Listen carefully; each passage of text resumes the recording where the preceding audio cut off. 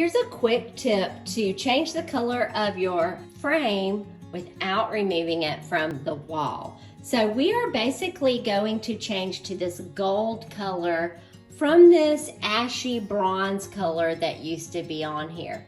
So the first thing you need to do is you need to take some rub and buff and put it on a plate like so.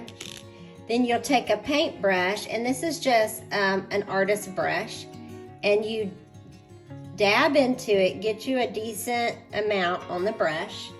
Then you come back up here and you start working it into the design.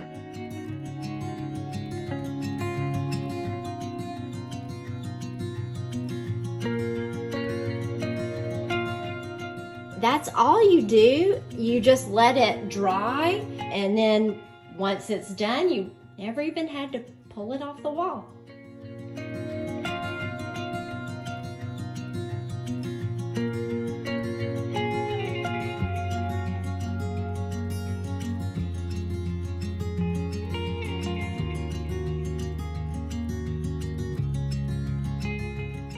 Okay, it's all done. Here's one last look at my gold frame.